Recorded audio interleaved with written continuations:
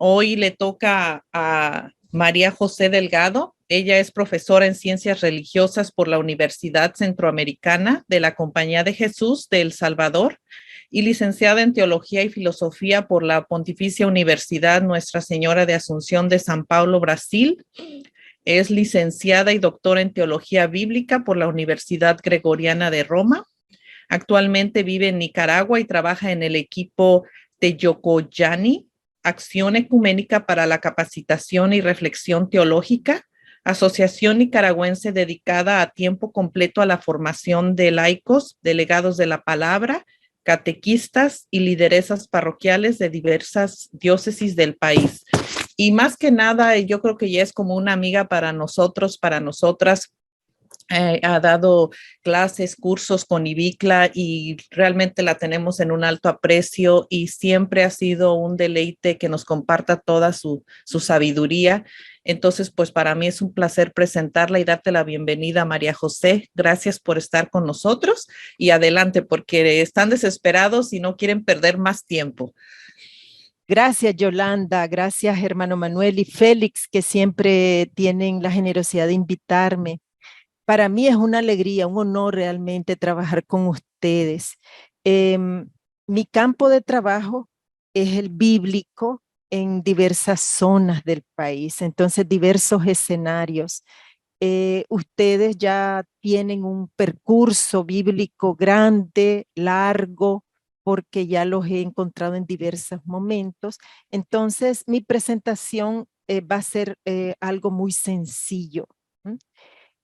Tengo como tarea que me ha dado el EBICLA, me ha dado esa tarea de caminar con ustedes en este Evangelio de Marcos, un evangelio muy original, porque Marcos fue el creador de un género literario completamente nuevo en el primer siglo, ¿sí? Es probablemente con toda seguridad el primer testimonio de Jesús sistemático que se escribe. Ustedes saben perfectamente que el contexto es después de la destrucción de Jerusalén por Roma. Y bueno, un texto que ha sido muy trabajado porque es el texto raíz realmente de los otros testimonios sobre Jesús. Entonces, el título eh, que se me, que se me ocurrió para trabajar este texto es Endemoniados, cerdos y ocupación militar, ¿ah? Porque me parece que son los tres temas en donde hoy estamos en esa encrucijada. Estamos hablando allí de situación humana, son esos tres polos de este evangelio: la situación humana, la realidad humana de un hombre, que el relato nos lo describe con una grave enfermedad y el texto habla de demonio. Después la otra gran vertiente que emerge en el símbolo de los cerdos es todo el asunto económico y la cuestión de la ocupación militar emerge en esa fuerza que el hombre no puede resistir, que viene llamada como legión. Entonces, en esas tres vertientes vamos a intentar releer a partir de esos tres aspectos este evangelio. Voy a compartir un pequeño PowerPoint, pero solamente para que ustedes no se me aburran con tanta habladera, sino que nos sirva un poco de guía metodológica para lo que nosotros vamos a trabajar. Entonces, respecto a Marcos 5, que nos narra la historia del endemoniado, nosotros tenemos todo ese contexto del relato que es realmente la Palestina, la experiencia de los misioneros del primer siglo. En En la presentación, nosotros tenemos allí prácticamente de un solo golpe de vista, la situación de los primeros cristianos con la muerte y resurrección de Jesús. Tenemos al Jesús histórico, abajo toda la ocupación romana, entonces ya nos emerge que es una tierra ocupada militarmente, ocupada económicamente también. Los romanos no se preocupaban tanto de una ocupación cultural como los griegos, pero la ocupación cultural viene como un efecto colateral a toda esa ocupación militar que sufre Palestina en esta época. Marcos podemos ubicarlo en el siglo, en el año 70 más o menos, porque el texto alude a la destrucción de Jerusalén. No me voy a detener en eso porque la semana pasada seguramente con Yolanda ustedes profundizaron, pero lo importante para mí es que ustedes en todo texto tenemos, como ustedes lo hacen seguramente, el contexto alargado de los relatos. ¿Sí? Cada relato se inserta en un texto, un relato no viene del vacío. Un relato tiene un trasfondo histórico, tiene un horizonte de fe también, en el caso de los evangelios. Entonces, este es el contexto. Cuando Jesús muere y los relatos de la resurrección están en ese contexto de un movimiento de Jesús, un movimiento de los primeros de los discípulos que anuncia la Pascua. Entonces, por eso es que Pablo Richard lo llamó muy acertadamente el movimiento de Jesús antes de la iglesia, porque ese movimiento es el que originó todo este dinamismo de una fe nueva, de un movimiento religioso nuevo en su época, que tiene sus raíces en el judaísmo, pero que rompe con ese judaísmo. Tenemos a Pablo como el responsable de esa expansión en un primer momento, pero también los otros apóstoles, los otros discípulos, y bueno, la iglesia misionera. Cuando Marcos, después del año 70, escribe y recoge su testimonio, nosotros estamos en otro periodo. Esas primeras comunidades estaban comenzando a consolidarse en la misión. Ya tenemos una misión un poco más organizada, más localizada en algunos lugares del Asia Menor, se había expandido hasta Roma, hasta España, toda esa misión. Y la persecución que se va a poner más complicada a partir del año 70 con las revueltas, con agudización de las protestas y las revueltas. Entonces, en Palestina. Entonces, ese es como el contexto alargado de todo el texto de Marcos. Y este relato también. Vamos a ver después que las comunidades de Marcos están en ese contexto geográfico, en ese espacio geopolítico que es el Imperio Romano. Eso es muy importante porque la palabra geopolítica prácticamente tiene poco de darse más a la moda. Es una palabra muy de moda que ya existía desde hace mucho tiempo, pero que se ha como desempolvado y ahora todos hablamos de una geopolítica de los países y de las potencias. Pero ciertamente Roma, como ustedes ya saben, es uno de los imperios más largos de la historia, dura casi 6 siglos, y un imperio que se expandió prácticamente por todo el mundo conocido. Después Roma muere en el siglo VI con las invasiones barbáricas, pero no muere totalmente, porque el Imperio Romano fue muy fuerte, se alimentó de toda la Grecia, se alimentó de toda la cuestión jurídica, cultural, filosófica, griega, tanto que no se puede entender Roma sin Grecia, ¿sí? Sin toda esa experiencia griega de la jurisprudencia, de la pedagogía, de la cuestión literaria también.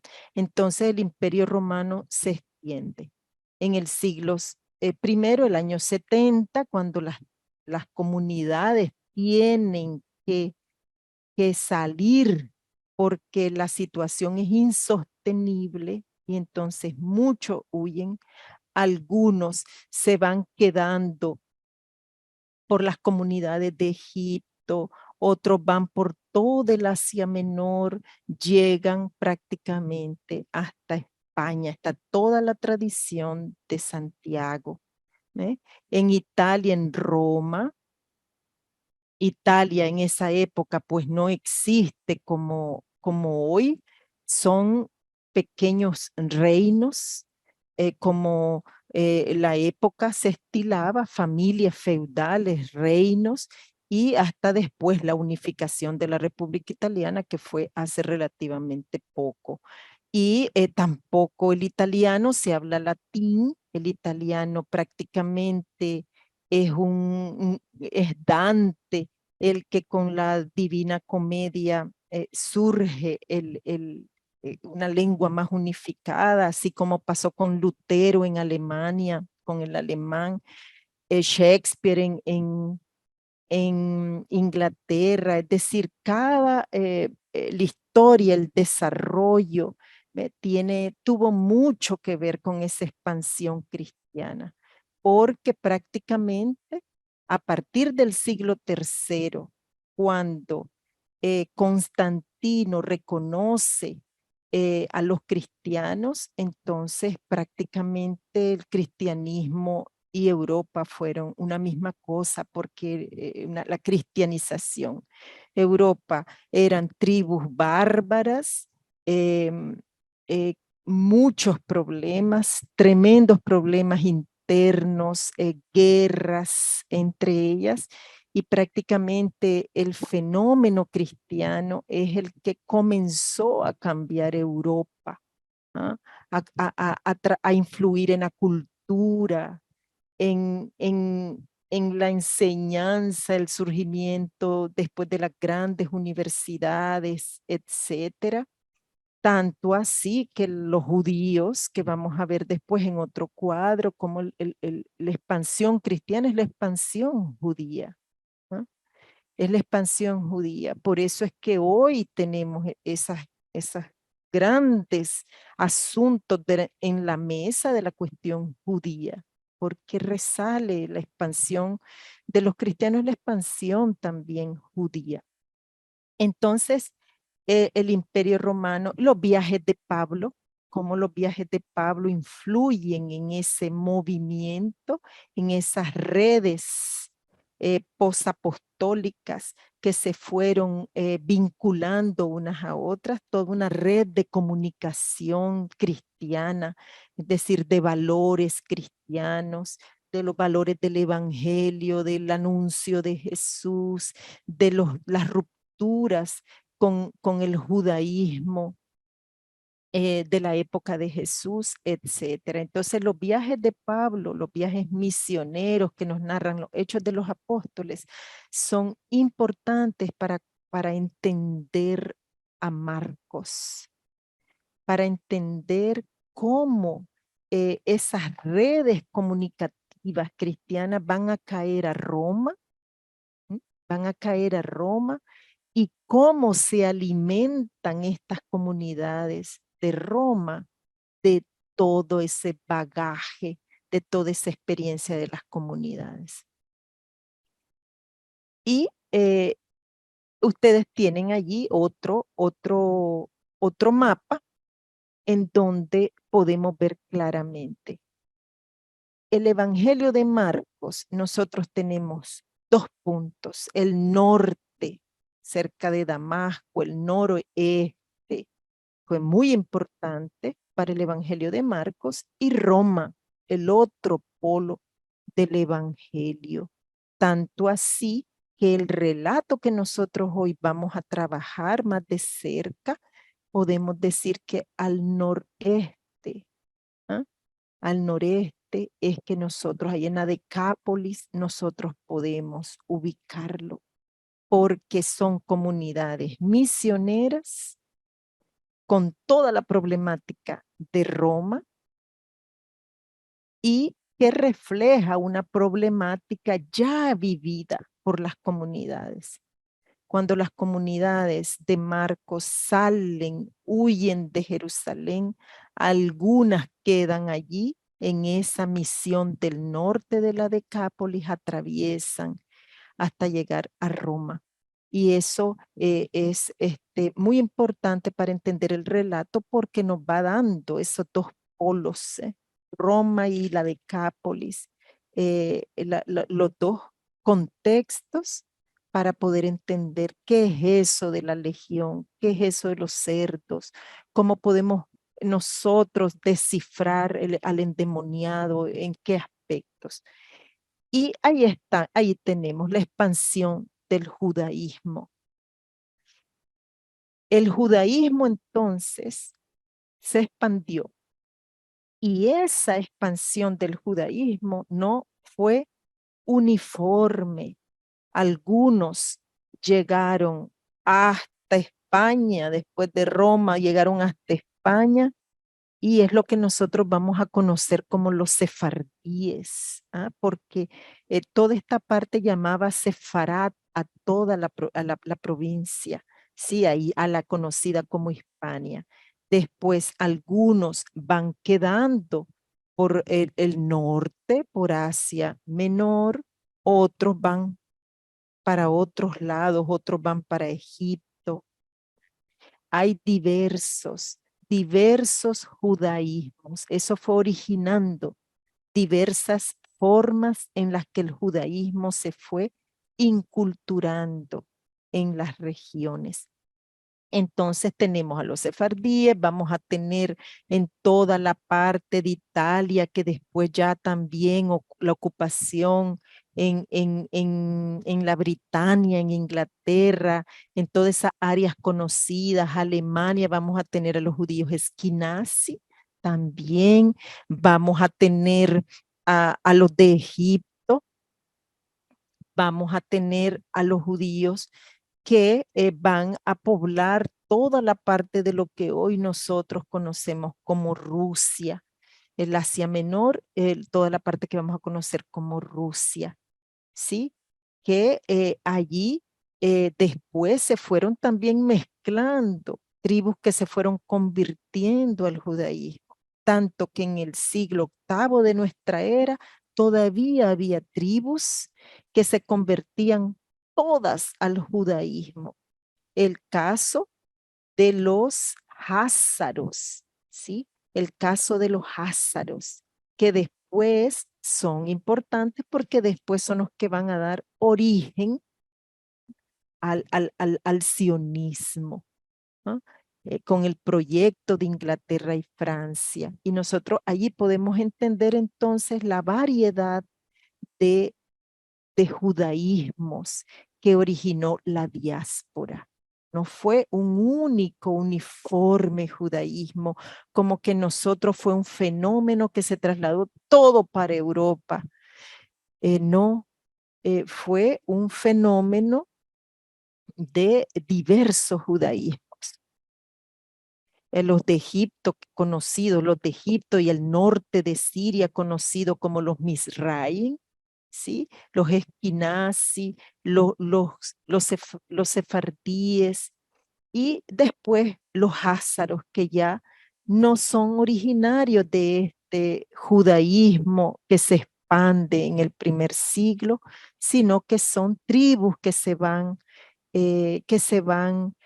convirtiendo, ¿sí? Entonces, una región importantísima porque está entre 5 entre 5 mares, ¿eh? El Negro, el Caspio, el Mediterráneo, el Golfo Pérsico. Entonces, eso es muy importante para el texto. ¿Qué pasa? ¿Cómo podemos nosotros ver más de cerca esa expansión ya en el escrito de Marcos? Bueno, nosotros vamos a tener que Marcos se escribe, es un evangelio escrito para un mundo que no es judío, conocido como el paganismo, porque todos llamaban paganos los judíos, aquellos que no eran judíos, y la palabra pues se fue degenerando y se fue, pero para que nos entendamos, a judíos, a gente no proveniente del judaísmo, helenistas, también gente del mundo griego, del mundo greco-romano. Entonces, prácticamente Pablo lo tenemos allí. A Marcos lo tenemos aquí. Entre el año 70 y el año 80. ¿Qué ha pasado allí entre el año 70 y 80? La persecución romana comienza, los martirios de Santiago, Pedro y Pablo, la famosa guerra judía con Roma, que duró 4 años, del 66 al 70 más o menos, como los cristianos, pero también los judíos abandonan Jerusalén y se van extendiendo en suburbios de ciudades en torno a toda el Asia Menor y Roma. Entonces, cuando Tito destruye totalmente Jerusalén en el año 70, hay una expulsión de los cristianos de las sinagogas que se hace más evidente, que ya venía como problemas, conflictos, rumores, etcétera, pero que aquí ya hay una expulsión casi oficial, hay una marginación y las primeras crisis de las comunidades, de las primeras comunidades cristianas. Ahí se extiende el latifundio. Roma ocupa el territorio, después, después en los siglos posteriores, Roma va retirándose y va siendo ocupado por todos los de la franja y por todo ese mundo del Oriente Antiguo, del llamado Oriente Antiguo, toda la parte de la Jordania, etcétera, que ustedes conocen por el contexto que vivimos y las noticias de hoy. No me voy a detener entonces en eso. Entonces, los cristianismos originarios, el texto de Marcos se inserta, ¿sí? En el primer momento del año 30 al 70, con la muerte de Jesús, el cristianismo tiene un escenario meramente palestino. Claro que hay misioneros en otras áreas, pero especialmente palestino. Tenemos a los testigos de la Pascua, el movimiento de Jesús, el cristianismo de Galilea, los primeros misioneros, la fuente Cuel, la llamada fuente Cuel, que son los dichos y hechos de los primeros misioneros sobre, atribuyendo a Jesús palabras, hechos, algunos relatos, algunos milagros, pero en un ambiente misionario, querigmático. Cómo esto son las raíces del evangelio en estos 40 años, se da en las experiencias de esas comunidades, la tradición prepaulina, que es la tradición de Pedro, de los discípulos, de toda esa, de ese trauma de la pérdida del maestro y de la resurrección, del anuncio de que está vivo, la tradición paulina, todo el Pablo, su conversión, su experiencia, la consolidación de su pensamiento, la reflexión teológica que Pablo origina. Pablo es un fariseo, es un hombre formado en la Torá y eso le fue dando un bagaje reflexivo, un bagaje para una discusión sobre el hecho de Jesús, sobre la persona. Pablo no se consuela, ni se refugia, ni se contenta con el anuncio, sino que Pablo quiere entender ese fenómeno de Jesús. Y entonces por eso Pablo lo une con toda la tradición del primer testamento, con las raíces judías y lo reinterpreta. Entonces, tenemos también los movimientos de mujeres que se dan allí y que podemos encontrar sea en los 4 testimonios sobre Jesús, sea en las cartas de Pablo. Los helenistas como un grupo con una identidad cultural, una presencia delimitada allí en los evangelios, en los relatos. La fuente sinóptica y Santiago. Entonces, en esos años nosotros tenemos este movimiento, todo este dinamismo, este proceso. Del año 70 al año 135, nosotros podemos decir que tenemos esos cristianismos extrapalestinos, porque allí las comunidades, las personas que creen en Jesús, los primeros cristianos, los del camino, van a poblar diversos puntos del Asia Menor, de Roma, de Grecia y de África, ¿sí? Y cuando hablamos de Roma, pues hablamos de Europa.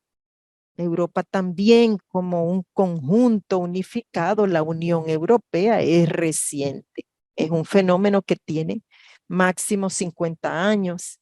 Entonces, pero cuando hablamos de Roma, hablamos de esa parte de la humanidad, lo que nosotros hoy conocemos o que se habla en tantos analistas del occidente, la Europa con Estados Unidos, aunque Occidente no es solo una cuestión geográfica, porque Japón está del otro lado y también es Occidente. Entonces, hoy es una categoría sociopolítica el Occidente.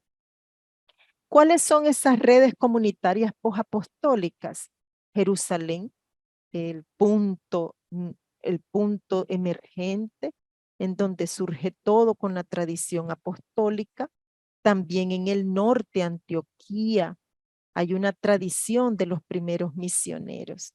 Esa tradición está muy presente en Hechos de los Apóstoles, en los relatos también de Mateo, como estos, en los Hechos nos dice que se les llama los del camino, porque allí en Antioquia van ellos misionando, pasan de un lugar a otro.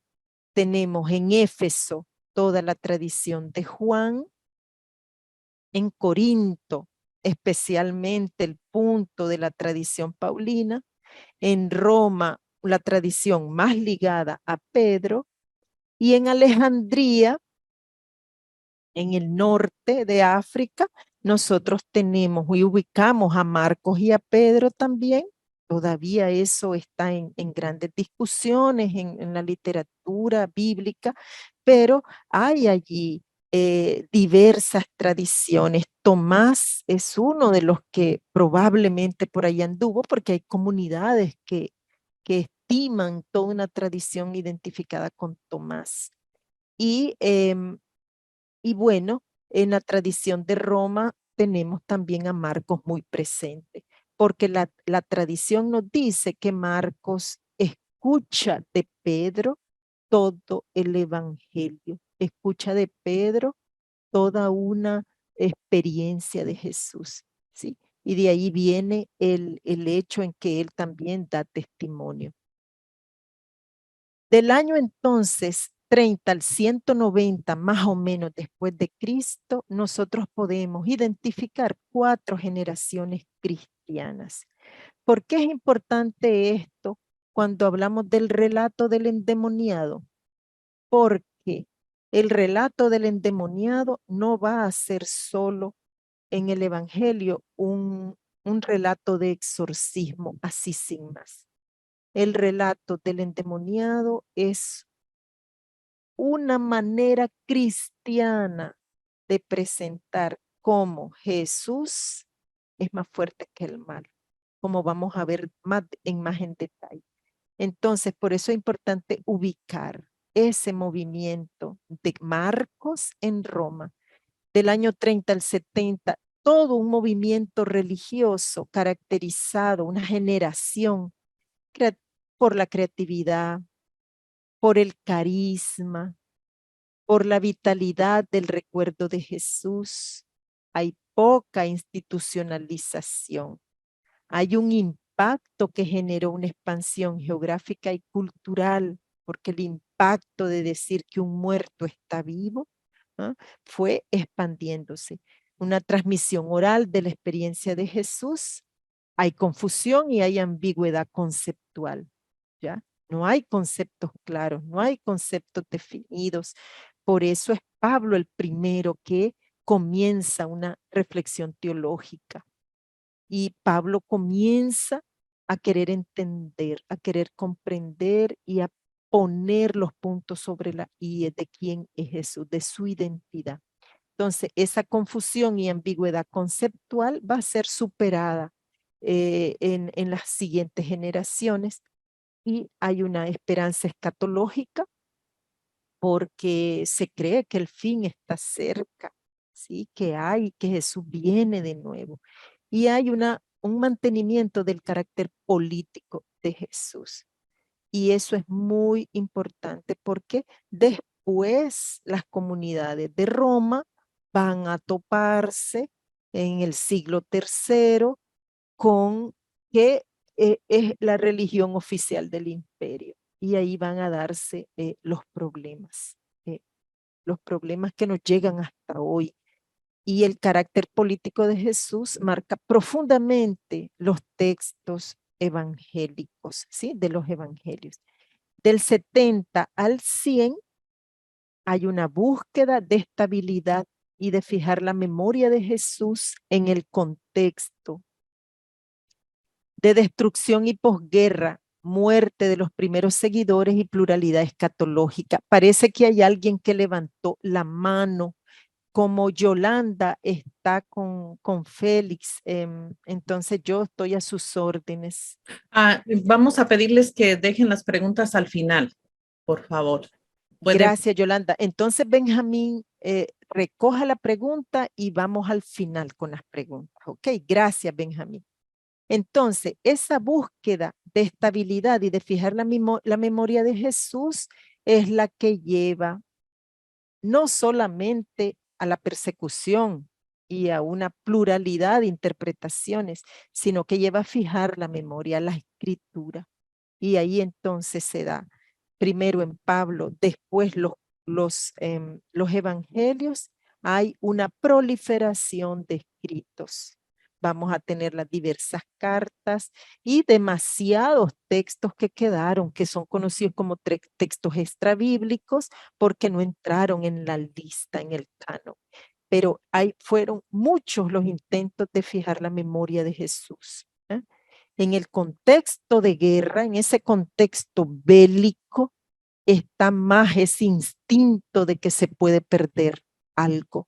Entonces hay que fijarlo, hay que plasmarlo, la experiencia recogida y la historia de esa experiencia hay que ponerla por escrito. Del año 110 al 150, nosotros vamos a encontrarnos con que ese movimiento religioso de la primera hora se estabilizó, la memoria se fue fijando y entonces ya es el momento en que se van creando las propias estructuras y los propios modelos de autoridad. A ellos van a reflejarse ya en las cartas a los Efesios, Tito, las cartas de Juan, Hebreos, ya viene todos esos modelos, pero que se van a hacer más evidentes en estos años. Y después del año 150, nosotros ya vamos a encontrarnos con que hay una generación cristiana que ya cuenta con un sistema religioso, una generación cristiana plural, porque son cristianos en el norte de África, en el Asia Menor, en el norte de Siria, en la conocida hoy como Europa. Entonces ya hay un sistema religioso, pero ya las comunidades cuentan con escrituras propias, con un conjunto de creencias propio, con ritos, con ceremonias, normas litúrgicas, ritos funerarios propios, edificios propios. Entonces, ahí entra el modelo del endemoniado de Gerasa, porque hay un debate teológico profundo ya en esta época de escritura del Evangelio sobre qué enseñar, qué basta para la comunidad. Basta con la doctrina, basta con la proclamación de Jesús como hijo, o qué pasa con la cristología, qué clase de Cristo es Jesús, qué clase de Mesías. Entonces llegamos aquí al texto. Probablemente, Yolanda, creo que vamos a cortar aquí unos 10 minutos para dar espacio a ciertas preguntas, para entrar ya a lo que es la exégesis, al exégesis textual. Entonces, lo que interesaba, que ya lo han visto ustedes, pero es bueno a veces volverlo a refrescar, es el contexto de este relato. Es decir, cómo este relato tiene un trasfondo histórico, político, cultural, religioso, que marca el texto y que va pautando el mensaje de ese texto. Entonces, me gustaría unos 10 minutos para que no se nos haga demasiado, y por favor aporten. Si alguno de ustedes quiere aportar más, puede hacerlo. Sí, adelante por ahí quien tenía su mano levantada antes y nada más como siempre les pedimos que sean concretos con sus preguntas. Es Benjamín, si no me equivoco. A ver si está por ahí Benjamín. ¿O alguien más que tenga alguna pregunta hasta aquí? Te fuiste, Benjamín. Rafael, ¿tienes alguna pregunta? Rafael. Sí, ¿quién llevaba las comunidades de Asia Menor, Roma, Grecia o África? ¿Quiénes las conducían? Mire, hasta donde yo sé, realmente es una pregunta muy difícil, no puedo contestarla, pero para mí, en todas las cosas que he leído, no es que son, nosotros tenemos que Asia Menor hay figuras preponderantes.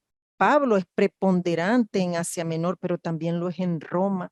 Pedro es en Roma. Hay toda una tradición de Santiago en España. Las comunidades mateanas están en el norte, también en Siria. Entonces hay personajes que son vinculados a ciertos espacios geográficos.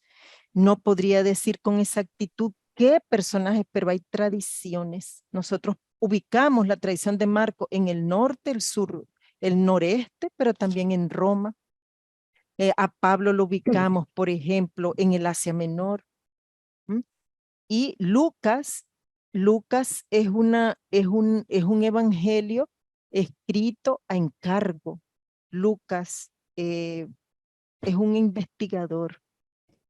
Tenemos que hay comunidades de Lucas esparcidas por todas las partes del norte y también en todo el mundo griego, ¿sí? Pero exactamente algo que pueda decirle yo, este personaje está aquí, este está ubicado, no podría decirles, ¿sí? Son personajes vinculados, son tradiciones. Ajá. Sigue Jorge Garcés. Sí, muy buenas noches también a la profesora. Muchas gracias primeramente por el espacio y también por la respuesta a la pregunta.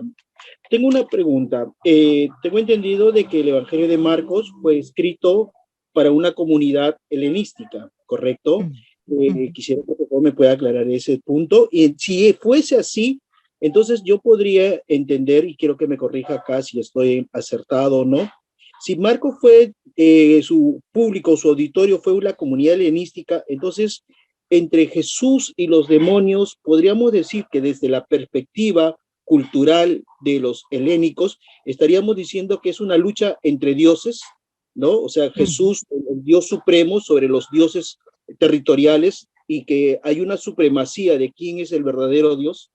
Eso es lo que quería que me pudiera ayudar en este estudio, y nuevamente reitero mi agradecimiento.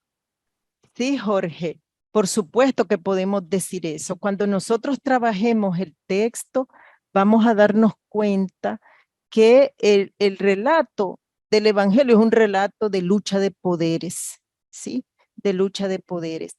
Efectivamente, Marcos es un evangelio escrito para el mundo greco-romano. Sí, Marcos está en ese ambiente de Roma. Roma es la prolongación de Grecia. ¿Sí? No podemos entender Roma sin Grecia, sin todo el influjo filosófico y jurídico, legal que Grecia tuvo en Roma. Entonces Marcos está allí, pero Marcos está también en la Decápolis. Por eso es que este relato se inserta ahí en la Decápolis, que son 10 ciudades bien manejadas por Roma, era como una especie de confederación que en donde el influjo romano y helénico, griego, era muy, muy fuerte, porque es una confederación de ese mundo greco-romano. ¿Sí? Entonces el texto nos va a evocar esa lucha, la lucha de poderes. No voy a entrar ahorita para que nosotros podamos desmenuzarlo en la exégesis del texto. Wilfrido, buenas adelante. Noches. Muy buenas noches. Saludos desde Iowa. Usted ha hablado mucho de la sociopolítica y en más de una oportunidad ha asociado a Marcos con Pedro.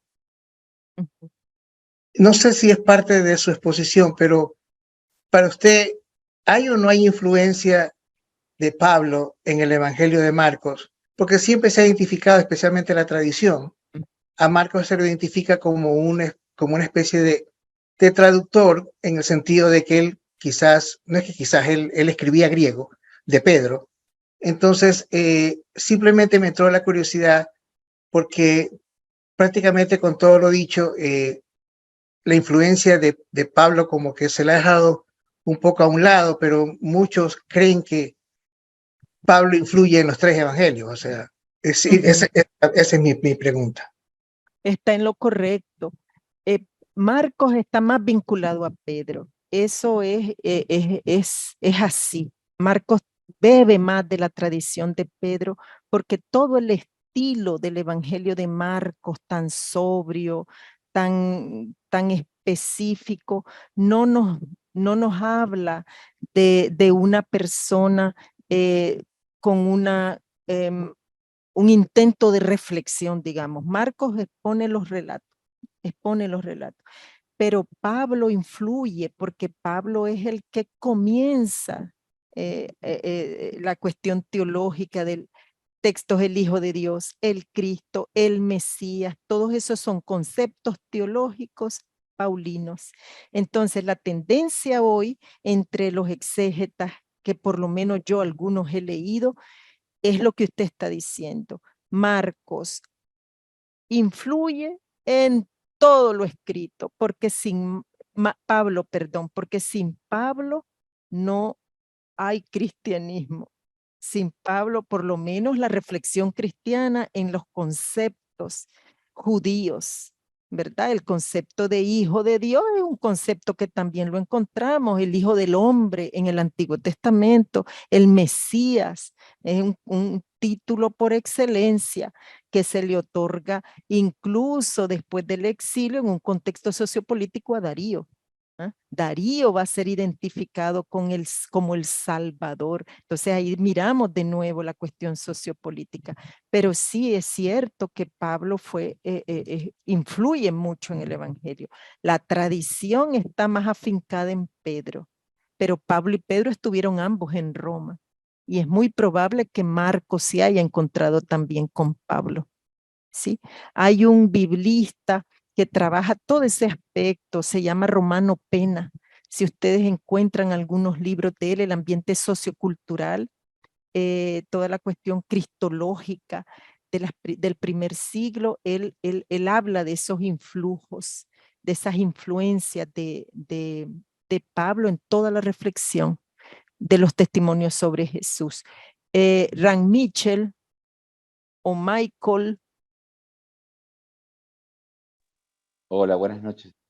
Buenas noches, Michael. Saludos a todos, muchas gracias. Muy claro a la exposición, le agradezco muchísimo.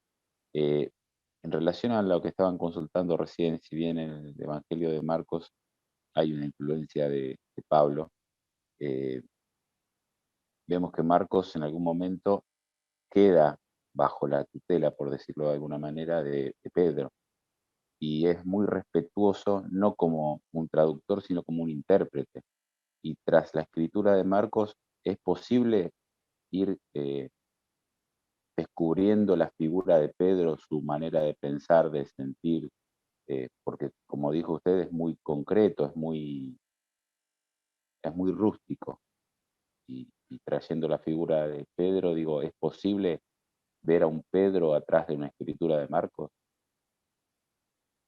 Uh-huh. Tiene conceptos muy, muy profundos,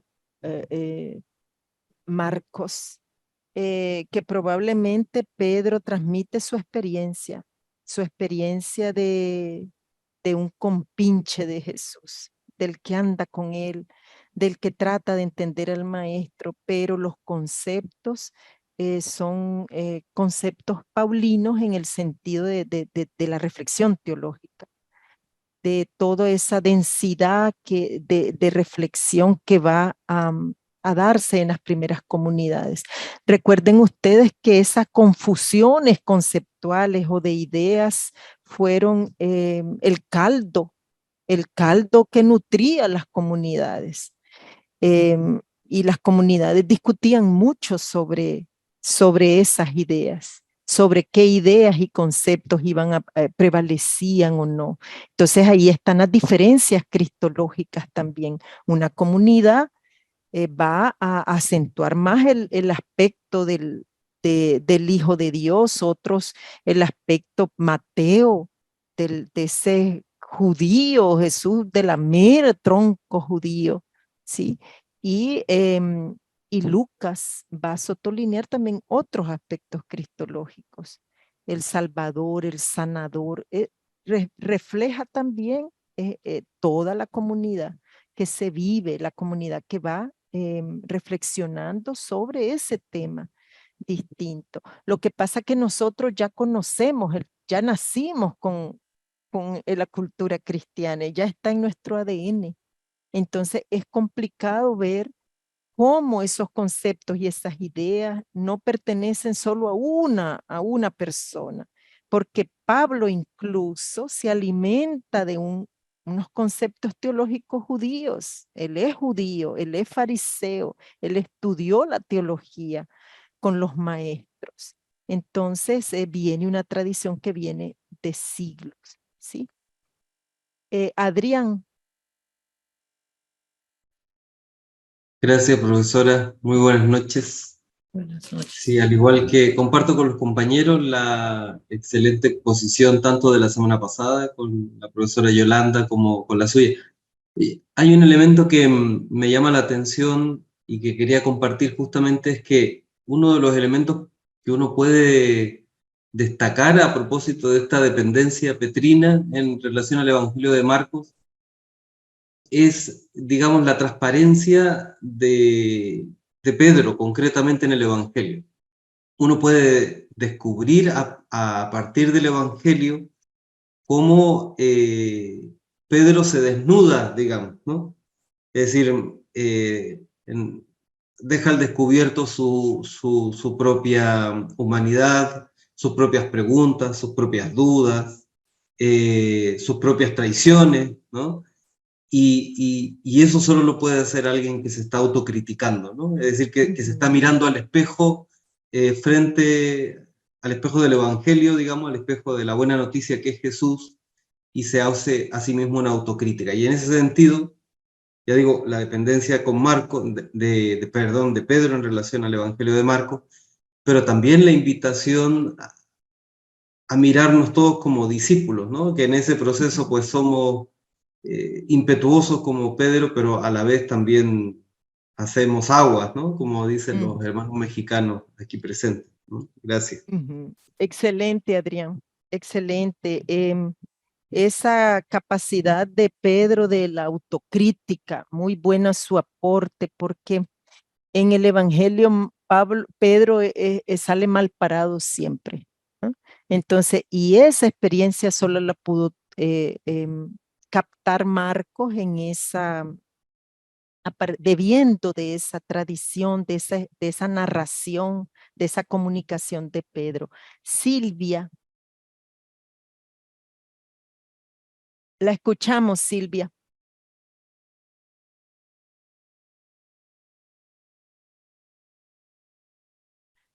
Silvia, tu micrófono. Silvia. Sí, muchas gracias. Sí, Quisiera adelante, Silvia. Gracias. En el primer capítulo de San Marcos, del Evangelio, nos recalca 3 veces que él no solo curaba enfermedades, sino también expulsaba a muchos demonios. Y eso quisiera saber por qué. Muchas gracias. Bueno, entonces, Silvia, con usted cerramos las preguntas por ahora y vamos a centrarnos ya. Silvia nos abrió el camino para la exégesis, para la hermenéutica. ¿Qué le podemos sacar como jugo a este texto? David, ¿usted quería mucho hablar o me aguanta para la próxima? ¿O quiere hablar ahorita? Porque sería el Mejor último. dejemos para la siguiente ronda, ¿ya? Ok, gracias, David, muy amable. Entonces, Silvia nos abre las puertas para que nosotros caigamos en la cuenta cómo el evangelio, el relato de Marcos 5 del endemoniado es un relato que realmente toca una temática que abre el evangelio. El evangelio de Marcos, si ustedes lo tienen, por favor, vamos ahorita a trabajar el texto. Si ustedes tienen ahí el texto,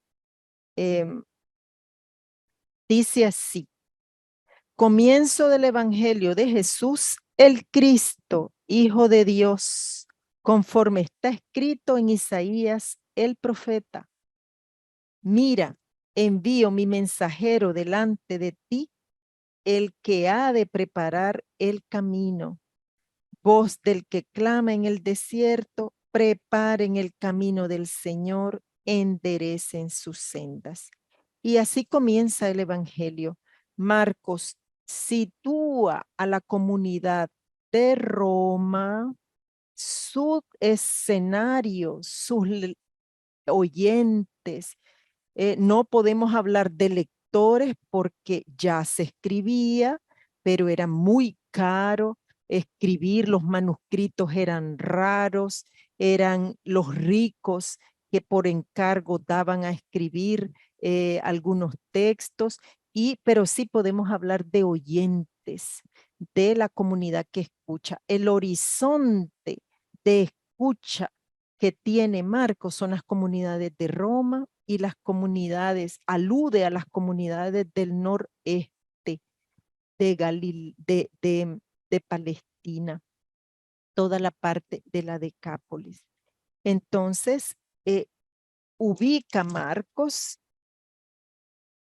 definiendo a Jesús como el Cristo, Hijo de Dios, y Jesús que refleja lo dicho ya por el profeta Isaías. Y nosotros cuando leamos el Evangelio, nos vamos a dar cuenta que el endemoniado de Gerasa, ese relato tiene su raíz en Isaías 65:4. Cuando uno toma el texto de Isaías 65:4, que lo vamos a leer, da como piensa que este texto es como una expansión de ese versículo, ¿sí? Entonces, comienza con el bautismo inmediatamente de las tentaciones y inicia el ministerio de Jesús en Galilea. ¿Qué pasa ya en el primer capítulo? Jesús enseña en Cafarnaúm y cura a un endemoniado, ¿sí? Entonces, el tema del exorcismo y de la sanación es un tema muy presente en los evangelios, especialmente en el evangelio de Marcos. ¿Por qué? Porque nosotros tenemos comunidades de la periferia de Roma. Algunos de ustedes han ido a Roma y se dan cuenta que la periferia del primer siglo es hoy casi el centro. Toda la parte del Trastevere, que hoy es arte y es turismo, pero en aquella época todo lo que iba más allá del Tevere, del río, estamos hablando de la periferia, de lo nada, de lo que no cuenta, de lo anulado. Entonces, muchas comunidades de Marcos se insertan y se ubican allí, en esa periferia de la comunidad, en ese cinturón de miseria del Imperio Romano.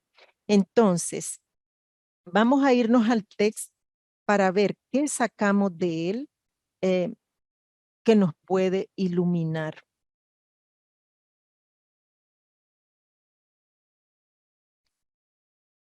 El texto es es largo, es un texto que consta de 20 versículos y que va a tener su correspondencia en los sinópticos. O sea que Mateo y Lucas retoman la propuesta temática, el relato de Marcos, no lo dejan pasar por alto. Nosotros vamos a encontrar el mismo relato del endemoniado con sus particularidades, sea en Mateo 8 como en Lucas 8. Va a ser un poco más breve el texto.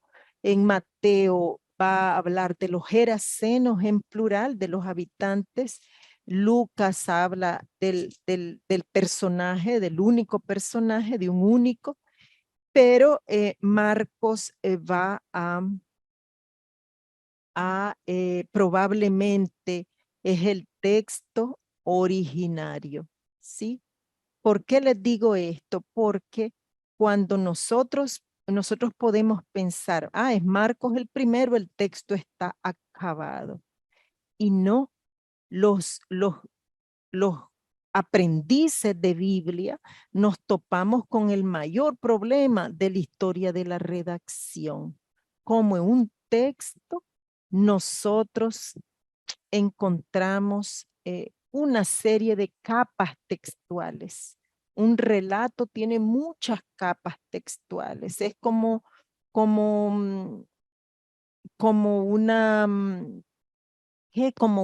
una comida que tiene toda una, yo soy muy poca para la comida, pero no me acuerdo de nombres, pero hay comidas que uno tiene una capa y va otra capa y va, pues así es el texto. El texto tiene mucha historia redaccional, tiene núcleos que se fueron expandiendo después. ¿Cuál es el texto original? Pues casi seguro que Marcos, porque es mejor, es más fácil, digamos, una reinterpretación a partir de una raíz textual y también a veces es más fácil quitarle agua a la sopa que ponérsela, ¿sí? A veces es más fácil. El texto de Marcos es un texto completo, hay una narración completa, coincide con el mar. Jesús está llegando del mar y el texto tiene unos límites textuales que lo veremos después. Para no enredarlos con esa historia de la redacción, nos vamos a ir al texto, así como el texto aparece, el canónico de los 20 versículos. Y dice así. No sé si Yolanda me ayuda a leer, Yolanda. Sí, claro que sí. Gracias, Yolanda. Y llegaron al otro lado del mar, a la región de los Gerasenos. Apenas saltó de la barca, vino a su encuentro, de entre los sepulcros, un hombre con espíritu inmundo, que moraba en los sepulcros y a quien nadie podía ya tenerle atado, ni siquiera con cadenas.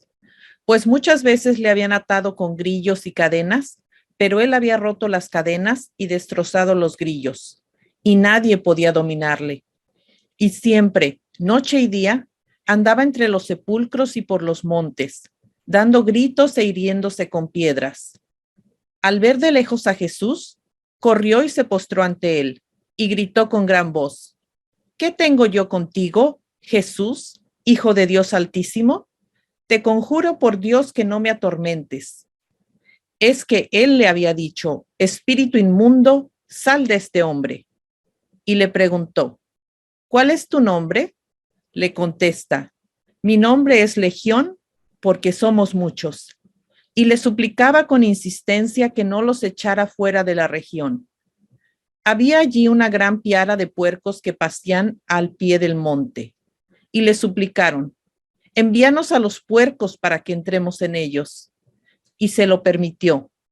Entonces los espíritus inmundos salieron y entraron en los puercos, y la piara, unos 20,000, se arrojó al mar de lo alto del precipicio y se fueron ahogando en el mar. Los porqueros huyeron y lo contaron por la ciudad y por las aldeas, y salió la gente a ver qué era lo que había ocurrido.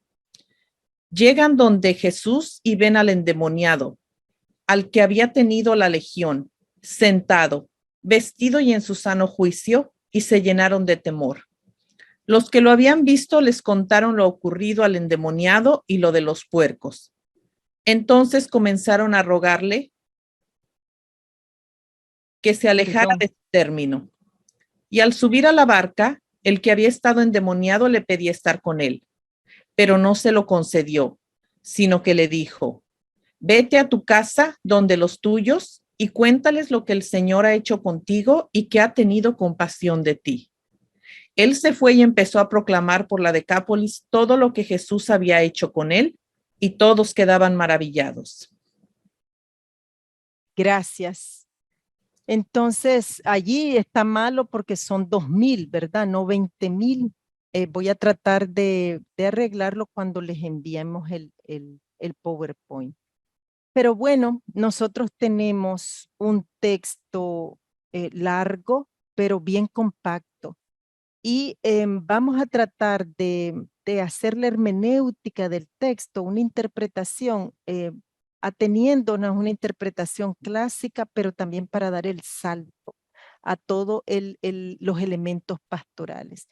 Entonces, hablamos ya de que para Mateo son dos endemoniados. En el caso de Lucas, pues él lo deja así.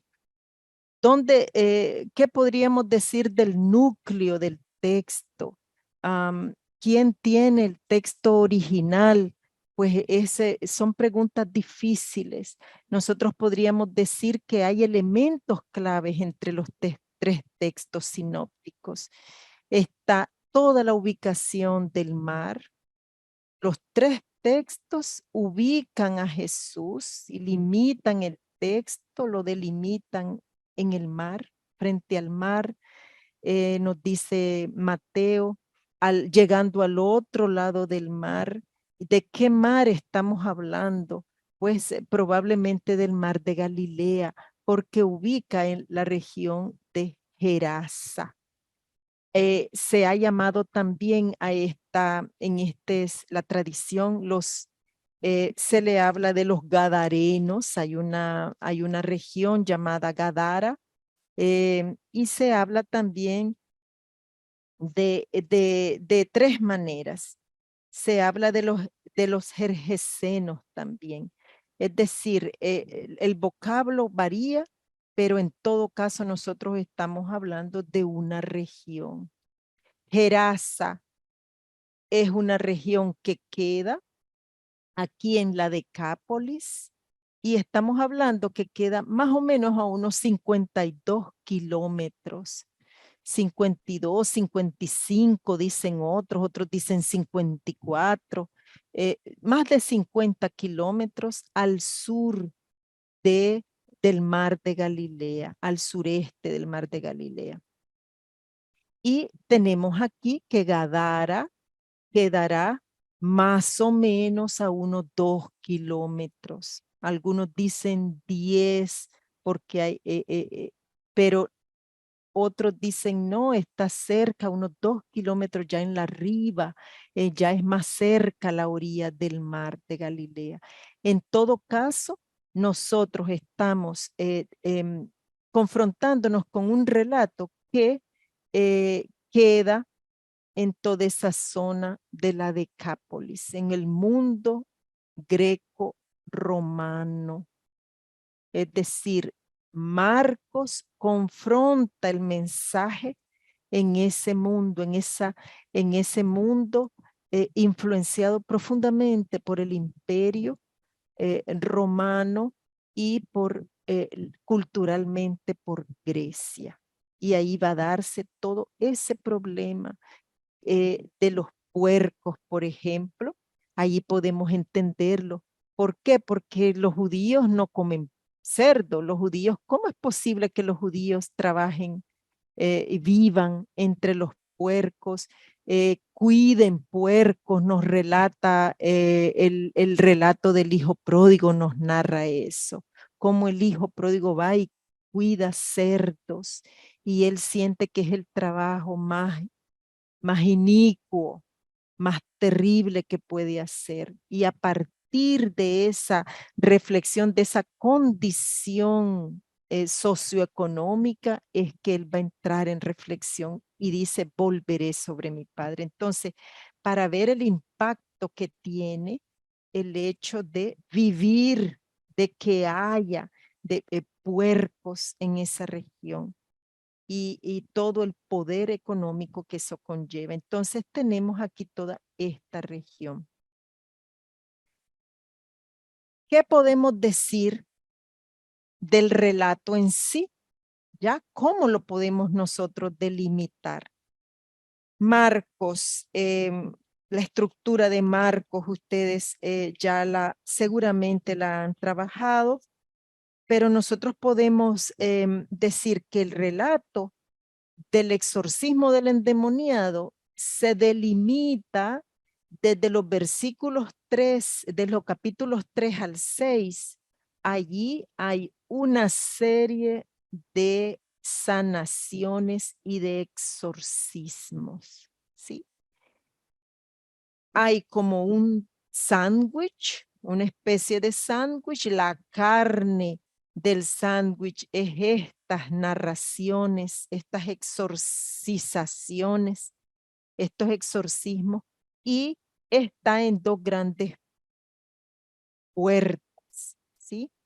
Dos grandes marcos narrativos. Jesús que sana y exorciza en el capítulo 3, del 7 al 12, que vamos a tener después de las espigas arrancadas en sábado, vamos a tener a la curación del hombre de la mano paralizada y vamos a tener la muchedumbre que sigue a Jesús, la institución de los 12, cómo los parientes lo buscan, las calumnias de los escribas, el verdadero parentesco de Jesús. El capítulo 3, que comienza con el exorcismo del hombre de la mano paralizada, la sanación, va a generar y desencadenar una serie de conflictos, sea con escribas y sea con fariseos. Pero aquí eso va a contrastar con la gran muchedumbre que sigue a Jesús. Y la otra puerta que cierra en donde se ubica este relato, la delimitación, va a ser el capítulo 6 de los versículos 53 al 56, perdón, en donde se dan curaciones en Genezaret, siempre en el norte. Terminada la travesía, llegaron a tierra en Genezaret y atracaron. Estamos hablando del mar. Apenas desembarcaron, le reconocieron enseguida, recorrieron toda aquella región y comenzaron a traer a los enfermos en camillas, a donde oían que él estaba. Y donde quiera que entraba, en pueblos, ciudades o aldeas, colocaban a los enfermos en las plazas y les pedían que tocaran siquiera la orla de su manto, y cuantos la tocaron quedaron salvados.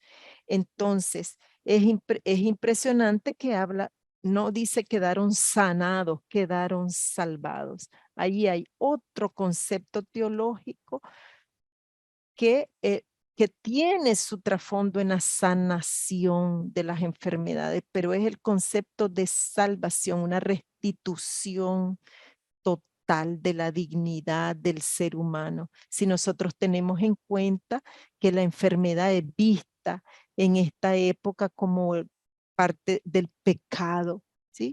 Cuando le dicen a Jesús, ¿quién pecó? ¿Él o sus padres con el ciego de nacimiento? Y Jesús dice, no, ustedes no entienden, ni él no ha pecado, ni sus padres. Y Jesús remite a la condición del ciego. Entonces, el texto del endemoniado está precedido por la tempestad calmada. En el capítulo 4 se nos narra que Jesús calma la tempestad, que Jesús entonces tiene un poder mayor que el de Jonás. Jonás es el que pasa 3 días y 3 noches en el estómago de la ballena, el que no puede, el que no pudo con esas fuerzas marítimas. Y Jesús calma la tempestad, exorciza el viento y el mar como Yahvé. Entonces, allí hay una tradición que se remonta al profetismo, ¿sí? Jesús es como Yahvé. Jesús tiene capacidad de dominar el viento y el mar. ¿Quién había dominado el mar, abierto el mar? Moisés, pero es Yahvé el que abre el mar. Y en vamos a volver al texto, cuando habla de que llegan al mar, esa tempestad calmada, se ve en el texto impactada porque los discípulos dicen, bueno, ya calmamos la tempestad, se calmó, ahora regresamos con calma, pero resulta que el mar, el lugar del conflicto, el lugar del conflicto, porque es el lugar de donde viene Roma, las tropas romanas vienen de allí. Las tropas romanas, la legión que nos va a hablar de los militares. La legión son muchos, y cuando habla de legión, la interpretación clásica nos dice, bueno, es un hombre de espíritu inmundo, anda entre sepulcros, y el sepulcro es el espacio geográfico de impureza por excelencia en la Biblia. ¿Ve? El lugar de muerte, cuando Jesús después en el texto toca a la niña, toca la sangre de la mujer, la hemorroísa que lo toca, y Jesús que toca a la niña y le dice talita cum. Eso va a estar aquí en este contexto narrativo. Entonces, esos discípulos que dejaron el conflicto atrás, desembarcan y se encuentran con el otro conflicto. Y el conflicto es el de un hombre. En el de un hombre que está maniatado, que no puede ni con su vida. Y nos dice el texto, va narrando, que moraba en los sepulcros, nadie podía tenerle ya atado, ni siquiera con cadenas. Hay una descripción de la condición del endemoniado. Muchas veces le habían atado con grillos y cadenas, pero él había roto las cadenas y destrozado los grillos y nadie podía dominarle. Entonces nos dice la potencia de este mal que domina sobre este hombre. Hay una potencia que va a ser solo después comprendida cuando nos diga que hay una cantidad considerable de cerdos. Es decir, no es que esos van a un cerdo, van a 2000 cerdos. Y ahí nos va a hablar de la potencia tan fuerte del mal que posee a este ser humano.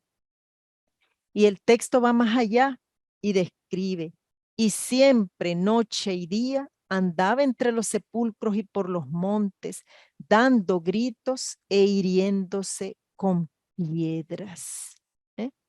Allí hay un trasfondo profético de Isaías 65:4, que dice así.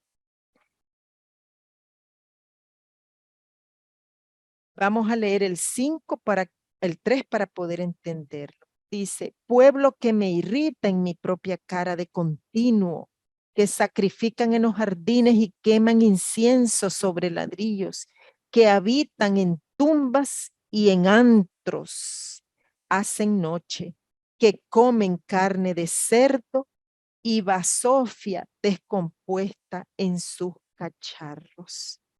Los que dicen, quédate allí, no te llegues a mí, que te santificaría, ¿sí? Si ustedes van y leen con atención, los puntos claves del texto están presentes allí. Isaías 65 está hablando del juicio futuro y está hablando describiendo a esos personajes que van a ser profundamente cuestionados. La rebeldía del pueblo que va a ser medida en el juicio final. Entonces, eso con respecto a esta introducción. Después de la calma, de nuevo se encuentran con el conflicto.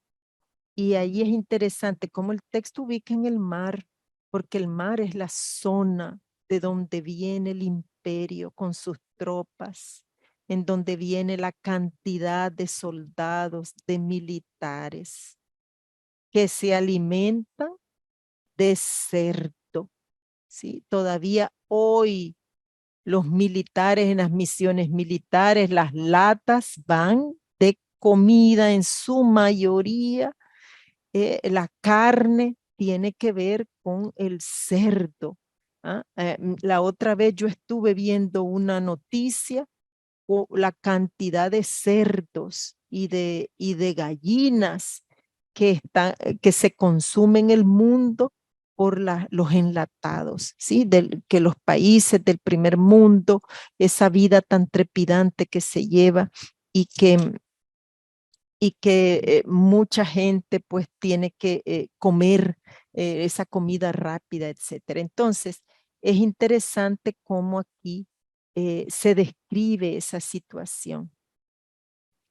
Al ver de lejos a Jesús, corrió y se postró a él. Hay una identificación y allí podemos encontrar el exorcismo ya, porque al ver de lejos el demonio, la fuerza del mal que reconoce a Jesús, corre y se postra ante él.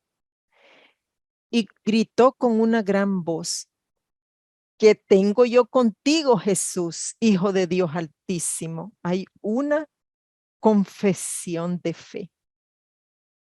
Hay el demonio, el hombre poseído, identifica a Jesús como el Hijo. Te conjuro por Dios que no me atormentes. Lo que decía en Isaías: mejor que no venga porque me santificaría. ¿Sí? Es que él había dicho: espíritu inmundo, sal de este hombre. Y ahí está la explicación del evangelio.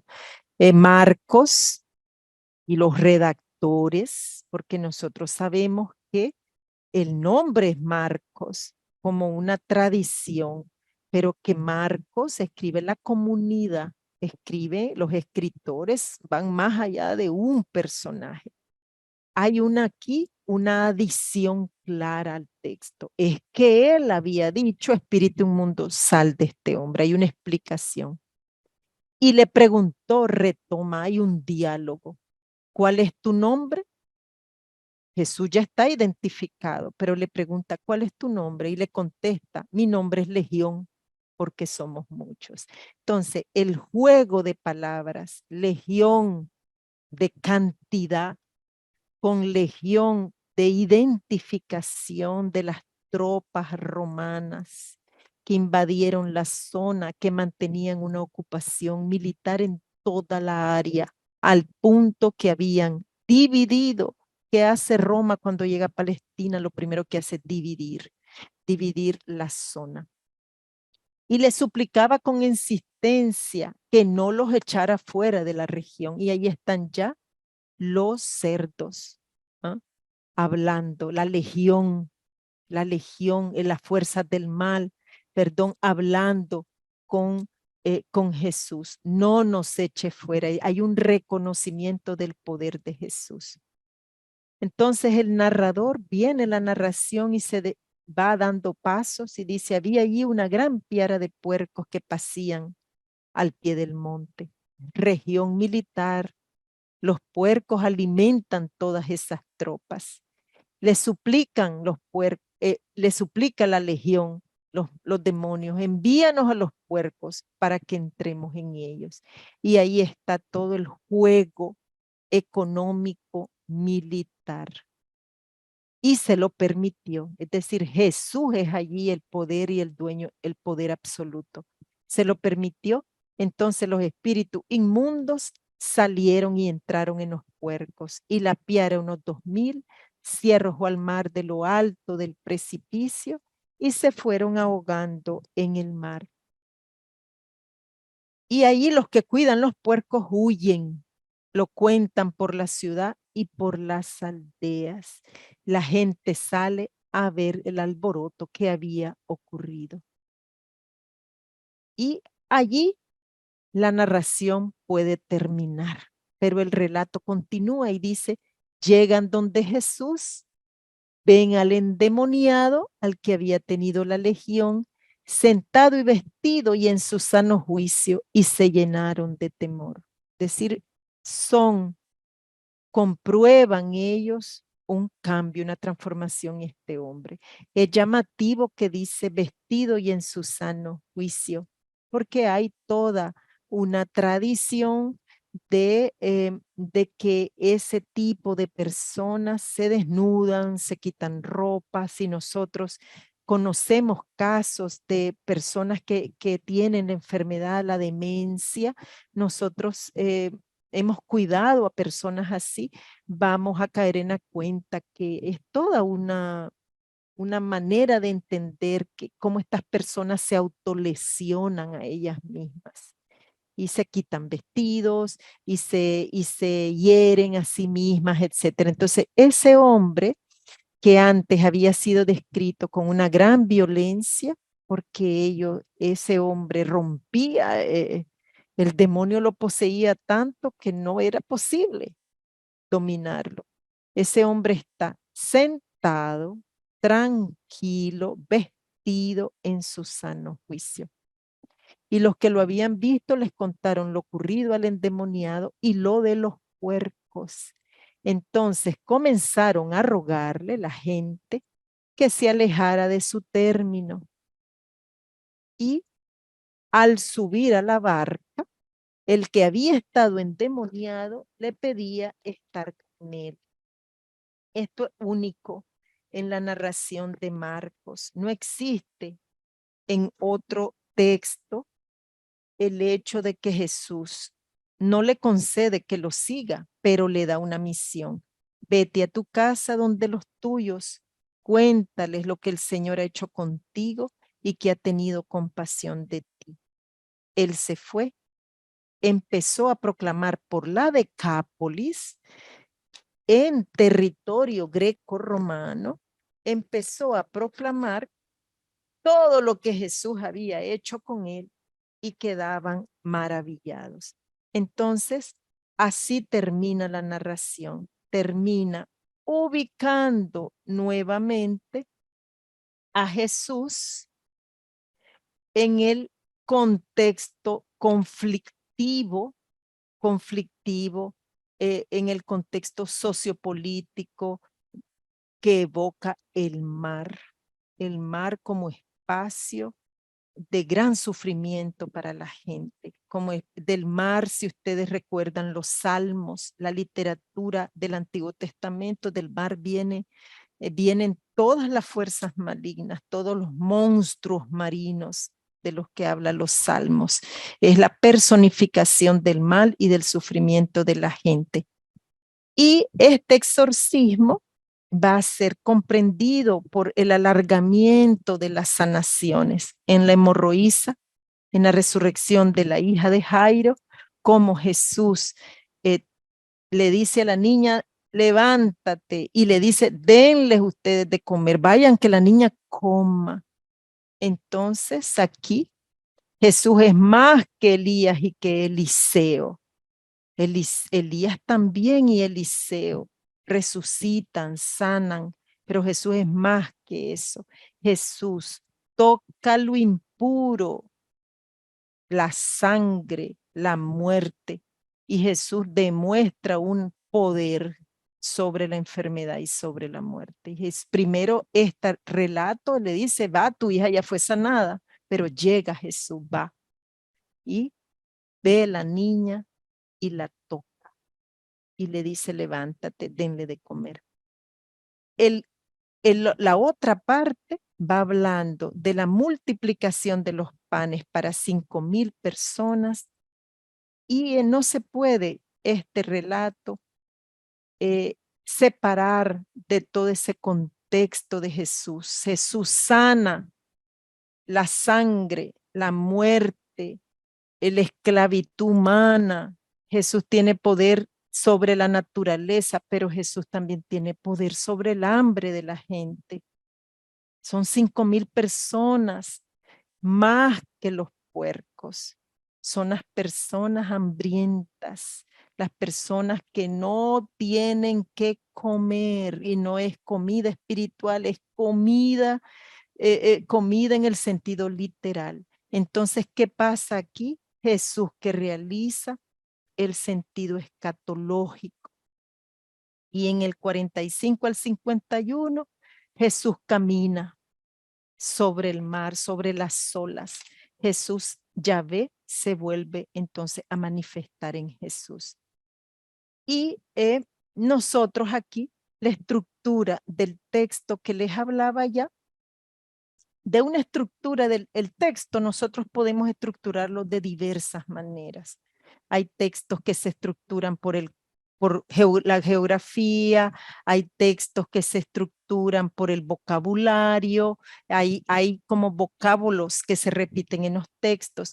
La estructura esta es bien sencilla y ustedes la pueden en el texto descubrir. Hay una introducción, hay un contexto, un tiempo y un lugar. Es cuando Jesús baja de la barca. Los versículos 2 al 5 va describiendo la condición del hombre, del endemoniado. Del 6 al 10 una conversación sobre la situación. Del 11 al 17 la liberación del hombre. Del 18 al 19 la misión que recibe, y el versículo 20 miedo, impacto de la gente, pero Jesús que vuelve a embarcarse. Y los 3 puntos que recoge entonces el texto, que la comunidad de Marcos va a entrar a una reflexión profunda sobre la situación humana. La comunidad de Marcos va a entender que no basta proclamar con que Jesús es el Mesías, el Hijo de Dios Altísimo. No basta eso. No basta volver o consolidar las costumbres cristianas comunitarias. No basta nutrir los valores cristianos, el ser buenos ciudadanos del imperio, el no ser criminales, el tener un comportamiento ético, no basta. La comunidad de Marcos va a reflexionar que lo propio del cristiano es confrontarse con el mal. El conflicto es connatural con el cristianismo, porque es esa situación humana la que no permite que los seres humanos sean libres, que puedan vivir como hijos de Dios restaurados en su condición, que permite un crecimiento, una madurez humana. Entonces, el relato va a decirnos que el reino de Dios que la comunidad de Marcos proclama allá en Roma, allá en la Decápolis, el reino de Dios es un proceso. El reino de Dios viene en la confrontación con los poderes del mal. Va más allá de una proclamación de Jesús, de una confesión de fe, de una ética comunitaria, porque el reino choca con los poderes de este mundo. Entonces, por eso es que en Marcos Jesús comienza el evangelio prácticamente y el mar va a ser como ese hilo conductor, sea para el secreto mesiánico, sea cuando Jesús es proclamado. Y lo propio de este relato es que Jesús, Marcos no pide al endemoniado liberado que calle. En todos es el único relato en que le dice, ve y anuncia lo que Dios ha hecho contigo, ve y anuncia. Y entonces el hombre va por toda la Decápolis.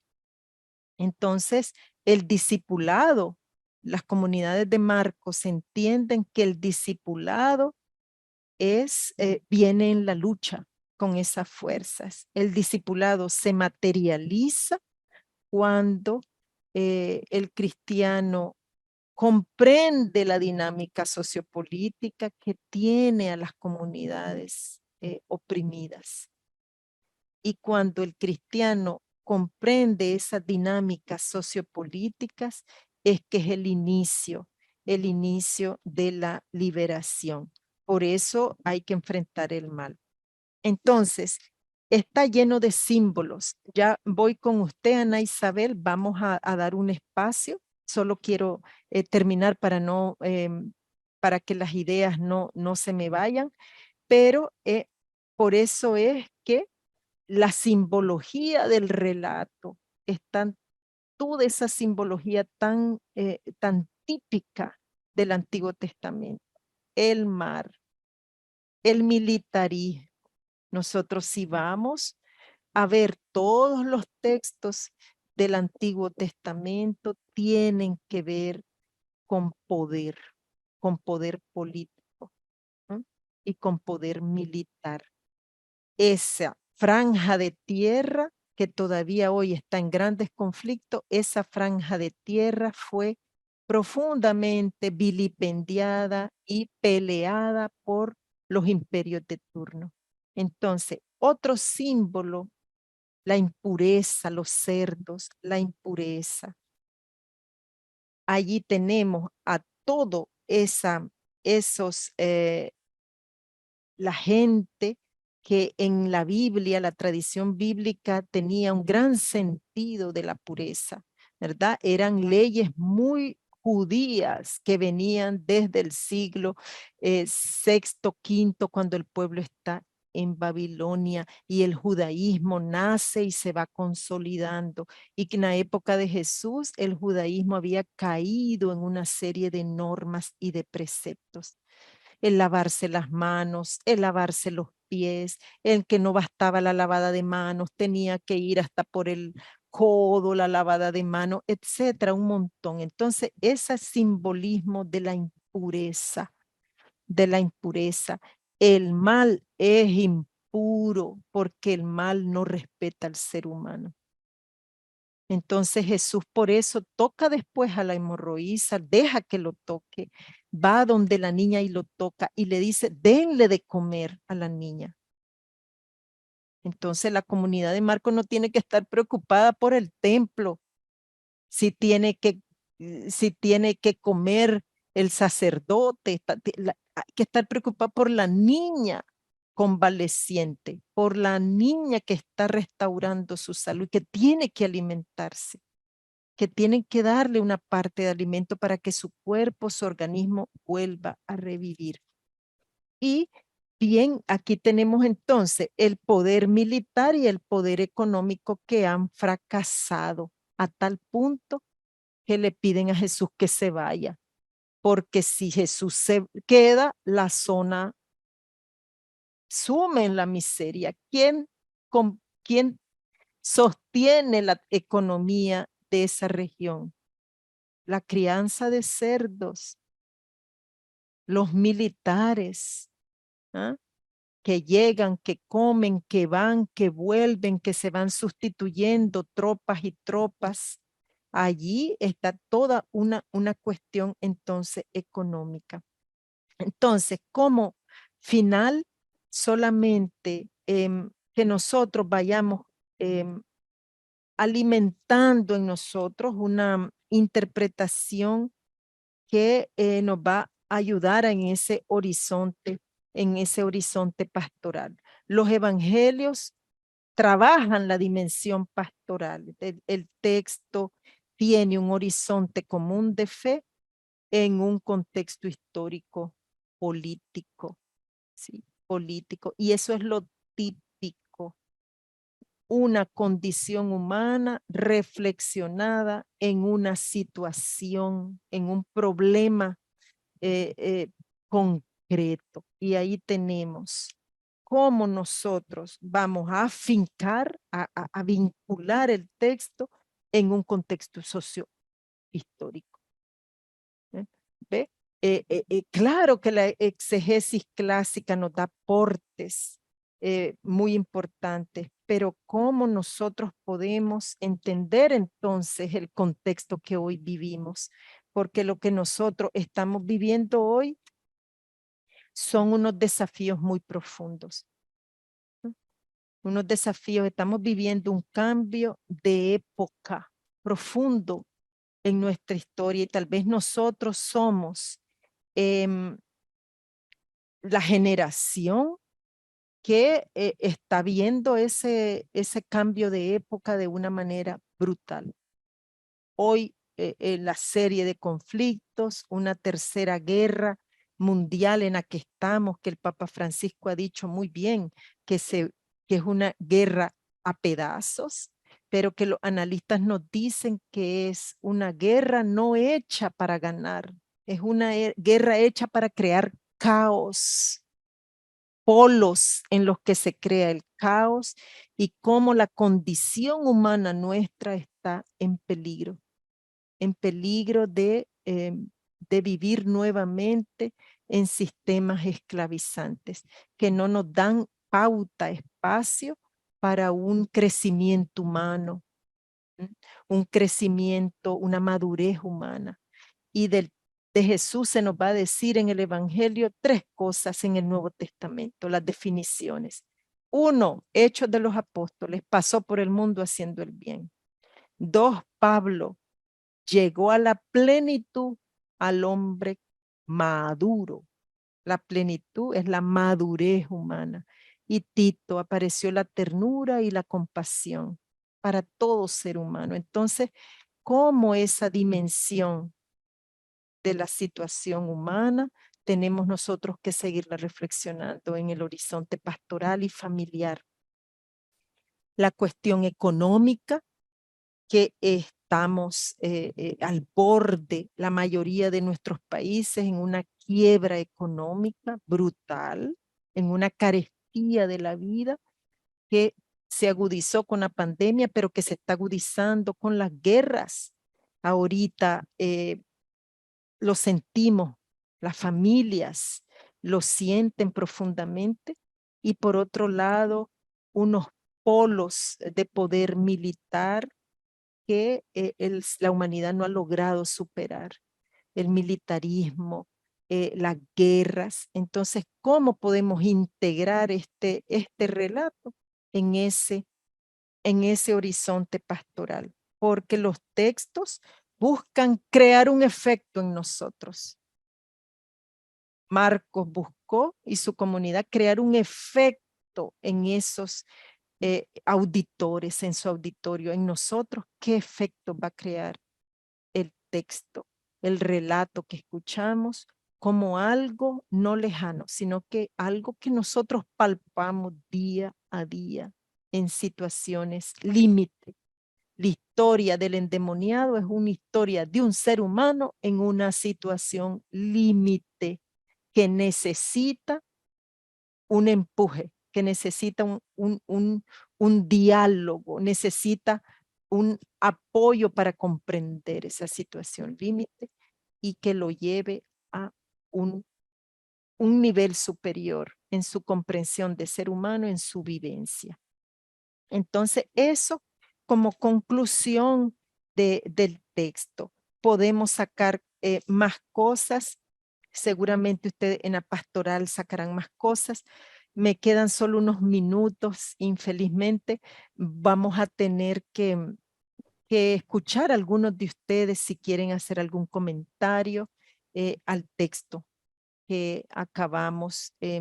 Disculpen que ha sido tan rápido, pero vamos a irlo reflexionando seguramente en todo este año litúrgico. Entonces le voy a dar la palabra a Silvia, después a Eda y a Norberto, de los que puedo ver. Sí, Silvia. Profesora, entendí de que entonces el cerdo, que era el alimento para los soldados o para los militares, y también entendí, pensando de que la maldad se nutre de lo impuro, se nutre de lo corrupto, de lo putrefacto, con tal de satisfacer tus necesidades. Gracias, profesora, excelente. Sí. Gracias a usted, Silvia, efectivamente. Y nosotros vamos a ver toda la cuestión actual, ¿verdad? Sí, ahora gracias al internet podemos entender muchas más cosas y vemos que todo es un entramado, los poderes así se sostienen unos a otros. Eda. Sí, buenas noches.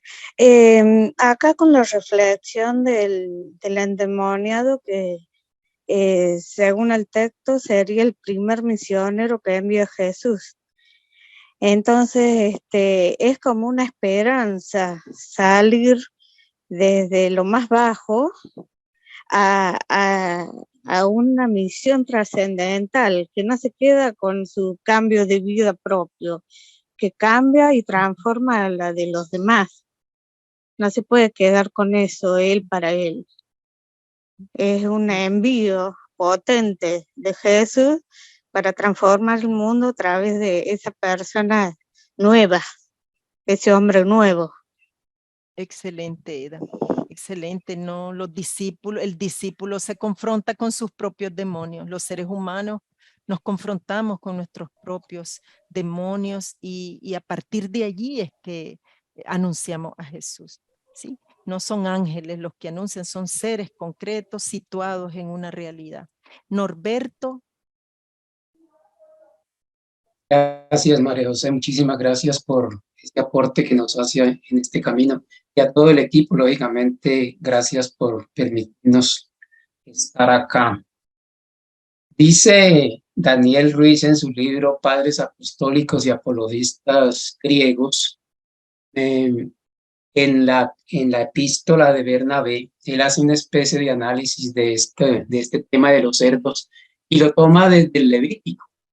Y cuando en el Levítico se prohíbe comer carne de cerdo, lo que se nos está diciendo, y usted lo decía muy claramente, el cerdo hace referencia al poder, a la opresión, al sometimiento, todos estos poderes, prácticamente a todos los victimarios. Entonces, lo que él quiere aclarar es que el hecho de no comer cerdo es tratar al máximo de no tener ningún tipo de contacto con este tipo de acciones o de personas, de personajes. Mi idea sería, María José, no sé usted qué nos podrá decir. Esto fue desde el Levítico una especie de profecía que de un midrash de pronto Jesús la hace realidad, la muestra. ¿Es algún género literario que se incluye dentro del Evangelio? ¿Es ¿qué le digo yo? Una forma, un estilo de escribir para después de tantos siglos hacerlo de alguna forma realidad? Sí, recuerden ustedes que los textos tienen una serie de experiencias. El pueblo de Israel tuvo grandes conflictos culturales con sus vecinos. Y entonces hay símbolos en que si para unos el mar era señal de vida, para ellos era señal de muerte por la opresión. Si para unos los vecinos, los cerdos eran señal de comida en la grande fiesta, el pueblo fue entendiéndose por la diferencia casi con los vecinos. Entonces sí, muchos autores, como usted dice, han reflexionado sobre los cerdos, ¿verdad? Hay mucho que sacar ahí, la cuestión del poder económico, etcétera. Hermano Jaime.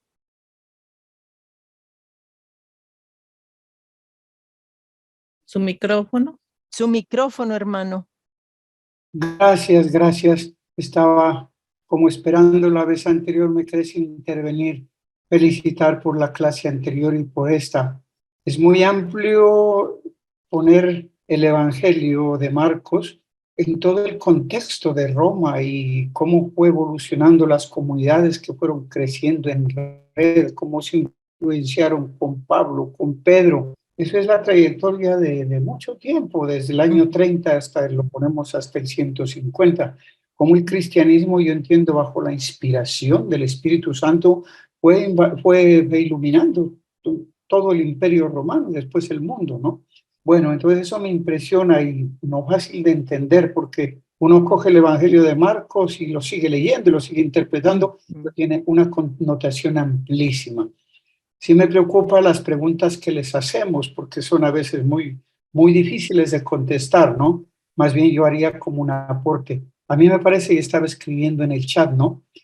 Que lo importante es hoy por hoy formar el ciudadano ético, pero ahí no nos podemos quedar, es el ciudadano crítico, porque usted habla del Antiguo Testamento, dirigido ¿por qué? Por la política y por lo militar, pero impresionante, y es lo que siempre han tenido la opresión del pueblo, ¿no? Entonces el gran compromiso es cómo desde el inicio del cristianismo Marcos confronta la realidad y confronta para un mundo mejor, y yo pienso que el reino es allí, el reino va por allí, por eso es que Marcos es muy concreto, muy preciso.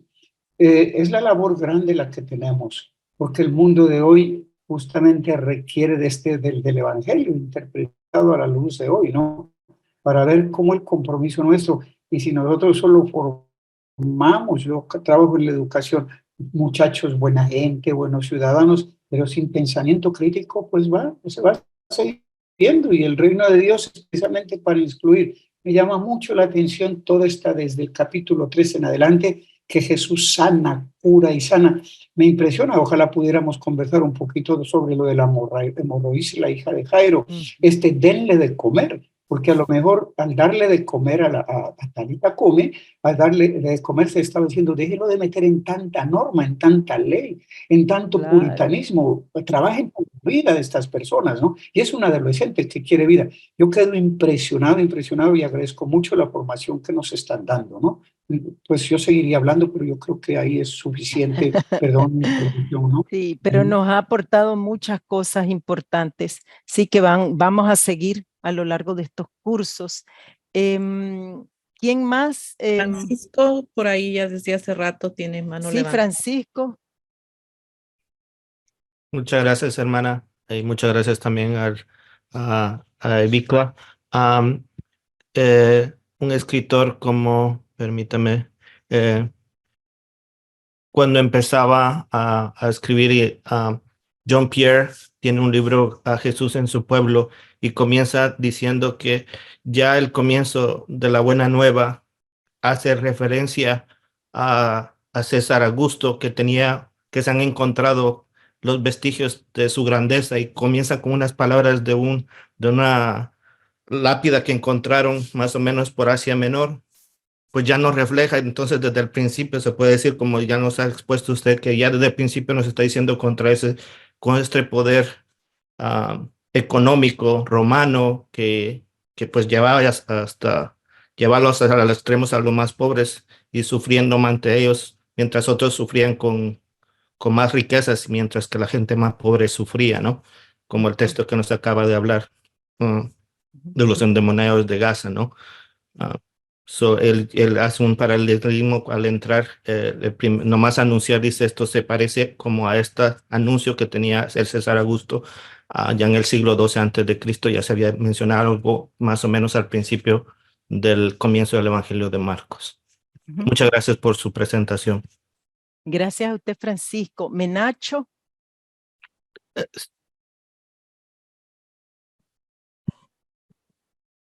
Muy buenas noches. Primero, felicitarte por la contextualización que quieres hacer desde el mundo de América Latina y todo el mundo, pero yo me quedo es con la violencia que ese endemoniado tiene contra sí mismo y la violencia colectiva que tiene la legión o el imperio o el poder contra los indefensos, contra los pobres, ¿no?